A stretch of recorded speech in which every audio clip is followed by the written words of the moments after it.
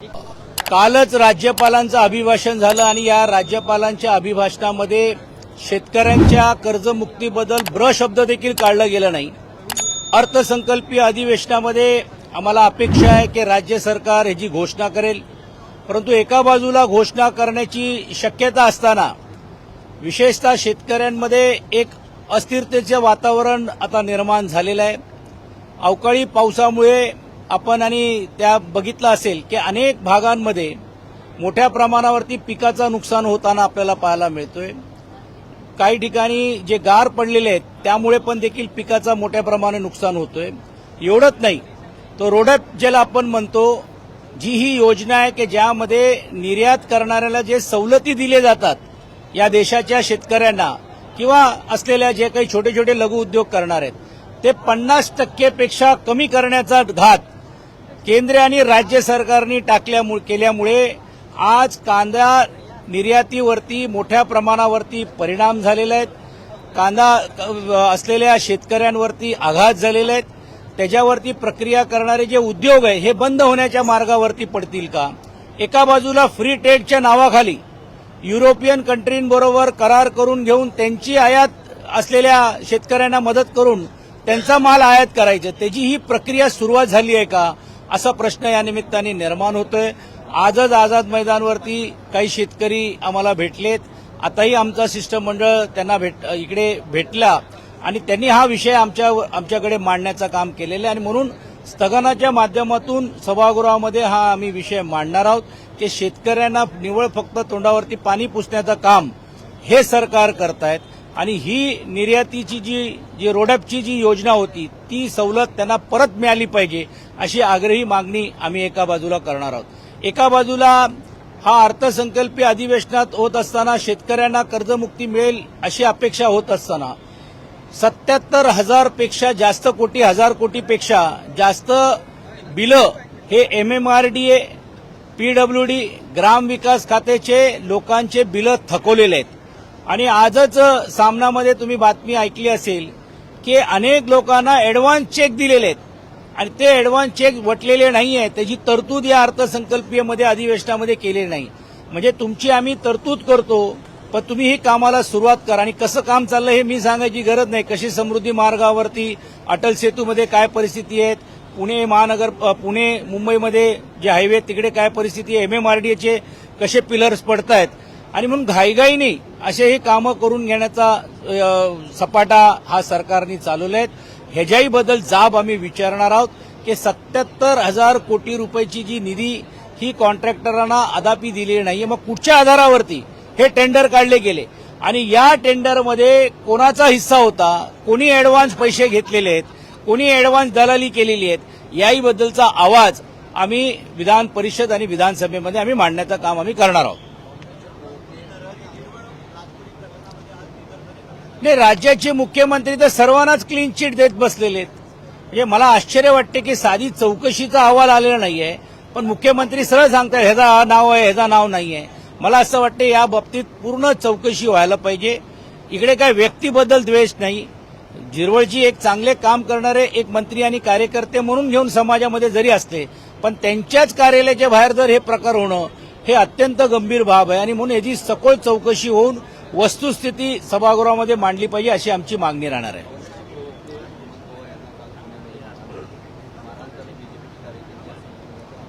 नाही, आमच्या विरुद्ध जो बोलेल त्याचा आम्ही आवाज बंद करू, केसेस घालू, जनसुरक्षाच्या कायद्याच्या अंतर्गत तुम्हाला आत घालू आणि नाही ऐकलं तर तुम्हाला आम्ही अशा प्रकारे मारहाण करू। मला असं वाटते ह्याचा आम्ही निषेध करतो आणि तातडीने या सर्व संबंधित लोकांवरती कारवाई व्हायला पाहिजे अशी आम्ही मागणी करतो। योजना सुरू केली होती ज्येष्ठ नागरिकांसाठी, मात्र ती आता बंद करण्यात आली आहे। या सरकारकडून अजून एक योजना बंद करण्यात आली आहे। एक राज्याचा मुख्यमंत्री तो मुख्यमंत्री असतो। आता असं झालेलं आहे की मुख्यमंत्री पद गेल्यानंतर त्यांच्या योजना पण जात आहेत। आम्ही शिवभोजन सारखी चांगली योजना आणली होती, त्याला या सरकारने बंद करण्याचं काम केलेलं आहे।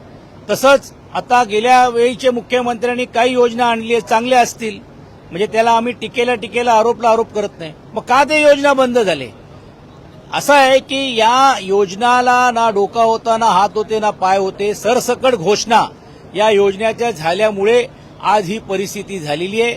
तीर्थक्षेत्रातली योजना असेल, सर्वसामान्य देवळांना अनुदान देण्याच्या बाबतीतली योजना असेल, पुजाऱ्यांना मानधन देण्याच्या बाबतीतलं असेल, अशा अनेक योजना जाहीर करण्याचं काम केलेलं आहे. पण त्याच्यात कुठचीही आर्थिक तरतूद नव्हती.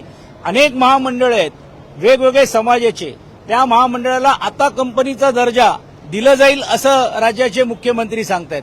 पण 1 रुपयाची पण तरतूद या अधिवेशनामध्ये होईल असं आम्हाला वाटत नाही. म्हणजे निवळ फक्त घोषणा करायची, त्या समाजाला त्या घटकाला खुश करण्यासाठी घोषणा करायचं, मात्र कृतीतून काही करायचं नाही, असं हे सरकारचं काम चाललेलं आहे. सर, समृद्धीकडे एक घटना समोर आली आहे. समृद्धी महामार्गावर अनेक स्टॉल्स जे आहेत ते लागू लागले आहेत. आधीच तिथे ऍक्सिडेंट्स होत होते, मात्र आता स्टॉल्स लागल्याने गाड्या देखील तिथे थांबून ट्रॅफिक जॅम देखील शक्यता आहे. खरं तर फूड मॉल कोणाच्यासाठी थांबलेले आहेत, कोणाचे टेंडर आहेत, फूड मॉल कोणाला देण्यासाठी हट्टास काही लोकांचा तिकडे चाललेला आहेत.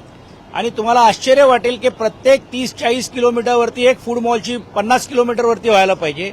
आता तो निकष बदली करून आपल्या चेलेपेल्यांना तिकडे त्यांची सोय व्हावी, त्यासाठी हे टोलचे असलेले फूड मॉल हे काही लोकांना इन ॲडव्हान्समध्ये सांगण्यात आलेले की तुला इकडचा देतो, तुला तिकडचा देतो. आणि आज सरकारमध्ये एक वाक्य नसल्यामुळे पूर्ण रीतीने ते फूड मॉलच्या प्रक्रियेबद्दल किंवा टेंडरबद्दल स्थगिती आलेली आहे. ही माझी अंतर्गत माहिती आहे. आणि चेलेपेलेंना मदत करण्यासाठी हे फूड मॉल थांबवले गेले, त्यामुळे या गोष्टी होत आहेत. आता सर्वसामान्य लोक का थांबतायत? कारण तिकडे साधा वॉशरूम नाही, तिकडे काय जे नागरिक सुविधा पाहिजे, एवढ्या मोठ्या अंतरावरती पाणी जर पाहिजे असेल, कोणाला चहा घ्यायची असेल किंवा थोडा विश्रांती करायची असेल, तरी देखील दुर्दैवाने ती सोय नसल्यामुळेच हे स्टॉल वाढत चाललेले आहेत आणि लोकांचा जीव धोक्यात आणण्याचं काम या सरकारच्या चुकीमुळे होत आहे.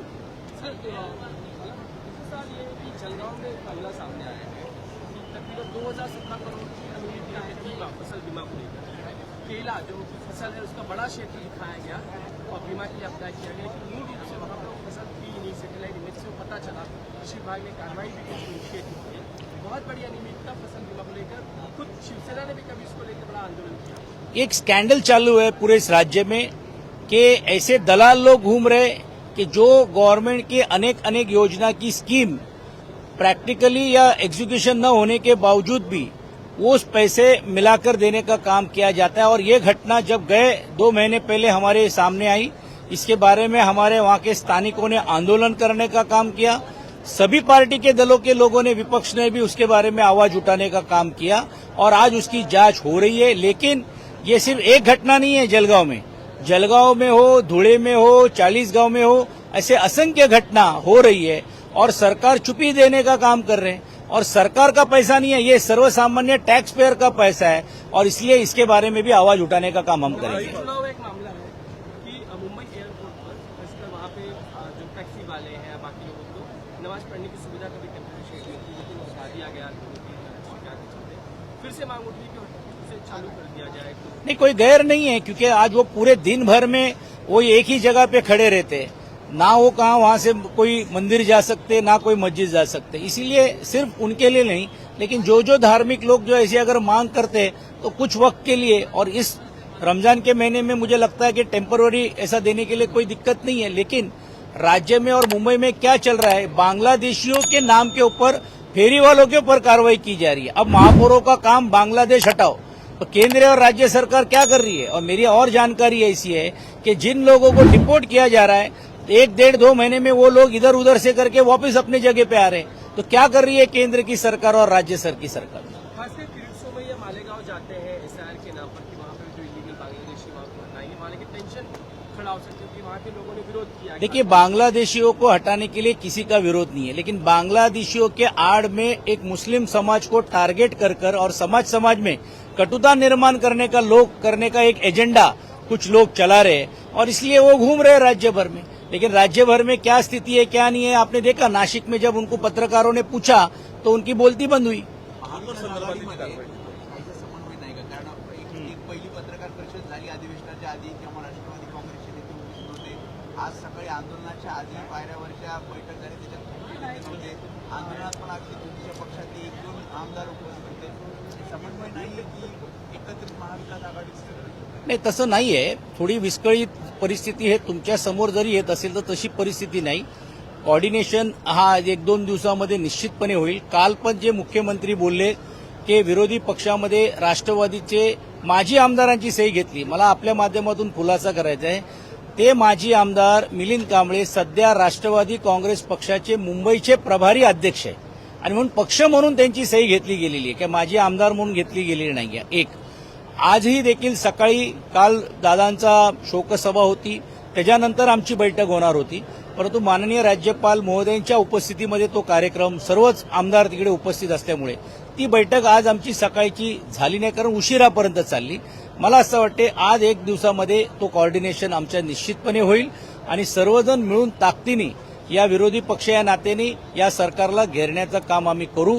तुम्ही बघता की विरोधी पक्षाचा आवाज बंद करण्याचं काम किंवा त्यांना डावलण्याचं काम विरोधी पक्षपद न देता हे करण्याचे एक सोयीनुसार सरकार प्रयत्न करतोय. आणि आम्हाला असा प्रश्न पडतोय की सरकार का घाबरतोय? एवढं बहुमत तुमच्याकडे, एवढे तुमच्याकडे नगराध्यक्ष झाले, जिल्हा परिषद सदस्यामध्ये तुमचं बहुमत आलंय, महानगरपालिका तुमच्या ताब्यात आहे, एवढं सर्व अलबेल असताना सरकार का नाही खुलेआम या पदाला पद देण्याचं काम करतायत? पण हे देणार नाही, कारण यांना सर्वसामान्य माणसाचा आवाज बंद करायचा आहे, विरोधी पक्षांचा आवाज बंद करायचा आहे, पण ते आवाज ते बंद करू शकणार नाही. आणि म्हणून सभागृहामध्ये सर्व आम्ही एकत्रित रीतीने येऊन तुम्हाला 1-2 दिवसामध्ये दिसेल की सर्व प्रश्नाचा भडीमार करून या सरकारला घेरण्याचं काम आम्ही केल्याशिवाय राहणार नाही. मी आताच बोललो की हे निषेधार्थी गोष्ट आहे की एका बाजूला तुम्ही जर आमच्या विरुद्ध बोलला तर तुम्हाला सोशल मीडिया ऍक्टच्या अंतर्गत तुम्हाला आम्ही कारवाई करू, नाही झालं तर जनसुरक्षा कायद्याच्या अंतर्गत तुम्हाला आत घालू, आणि आता त्याच्या पलीकडे जाऊन तरी तुम्हाला काय करता आलं नाही. तर प्रवक्त्यांवरती असे जे हल्ले होत आहेत याचा अर्थ असा आहे की एका पक्षाचा आवाज दाबण्याचा प्रयत्न होतोय. आम्ही निव्वळ याचा निषेध करत नाही, तर विधान परिषदमध्ये आणि सभेमध्ये कायदा सुव्यवस्थेचा प्रश्नाच्या वेळी पण देखील सरकारला आम्ही जाब विचारल्याशिवाय राहणार नाही. संदर्भातली कारवाई आहे ना, मुंबई शहरामध्ये राहणारे जो काळकरी वर्ग आहे त्यांना मुंबई महानगरपालिकेकडून भूर्दंड भरावा लागणार आहे. जी वाहनं आहेत त्यांना त्यांच्या विभागामध्ये पार्किंग करता येणार नाही. त्यात मुंबई महानगरपालिकेची पार्किंगची सुविधा देखील तितकीशी चांगली नाही, कसं पाहता येईल? मुंबई महानगरपालिकेच्या ज्या पार्किंगची व्यवस्था केलेल्या ते टेंडर देऊन प्रायव्हेट लोकांना दिलेले आहेत. म्हणजे मुळामध्ये मुंबईतल्या चाळीमध्ये ही पहिली सुविधा ही आज नाही, चाळ्या हे आज नाही, पहिलं वर्षानुवर्ष आहे. पण टोळेजंग इमारतींना त्रास होतोय म्हणून अशा ज्या चाळीच्या लोकांवरती जर कारवाई करण्याची भूमिका जर ते घेत असेल तर आम्ही रस्त्यावर उतरून त्याला विरोध करू. कारण तुम्ही पर्याय द्या ना, का नाही तुम्ही पर्याय देतायत? बिर्डी चाळीमध्ये डिलाय रोडमध्ये एकाच एक पार्किंग वरळीमध्ये दिली जाते, पण लोअर डिलाय रोडमध्ये बिर्डी चाळीच्या योजनेमध्ये महानगरपालिका परवानगी देत नाही, सरकार निर्णय घेत नाही. मग टोळेजंग इमारतींच्या देखरेखसाठी आणि त्यांच्या गाड्या येण्या जाण्यासाठी मग व्हीआयपी मुवमेंट करण्यासाठी जर असं ते करत असतील ते अन्यायकारक आहे. आमचं म्हणणं आहे की जेवढे पार्किंग लॉट आहे तुम्ही मोफत करा ना. तिकडे मोफत केले जात नाही, तिकडे पैसे भरावे लागतात आणि सर्वसामान्य लोक जाऊ शकतात का तिकडे? मोठमोठे लोकांच्या गाड्या, त्यांच्या सोसायटीच्या गाड्यांचे ठेके काही लोकांनी वर्षाचे देऊन केलेले आहेत. आणि म्हणून महानगरपालिकेने पहिली ही व्यवस्था करावी, मगच कारवाई करावी. आपण जो प्रश्न या निमित्ताने बोललेले आहेत की बांगलादेशीच्या नावाखाली कष्टकरी करणारे असलेल्या फेरीवाल्यांवरती कारवाई करणं हे अयोग्य आहे.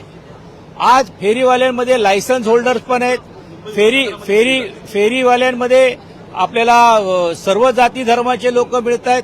हे उपनगर, दादर, भेंडी बाजार या सर्व ठिकाणी केले जात आहेत. निवळ उपनगरामध्ये नाही, सर्वच भागांमध्ये तक्रारी येत आहेत. पण हे जाणून बुजून निवळ बांगलादेशीच्या डोळ्यासमोर ठेवून फेरीवाल्यांवरती घात यासाठी घातलं झालंय की सर्वसामान्य मुंबईकरांचे हाल व्हावे. कारण जे श्रीमंतांचे जिकडे लागलेले जे स्टॉलच्या पाठीचे असलेले दुकान आहेत, हे दुकान आणि हे व्यापाऱ्यांना संरक्षण देण्यासाठी या फेरीवाल्यांच्या विरुद्ध कारवाई करण्याचा डाव हा सरकार आणि महानगरपालिका करतायत. पंतप्रधानांना या संदर्भातील स्वनिधी 10,000 रुपयाचं कर्ज दिलेलं आहे फेरीवाल्यांना.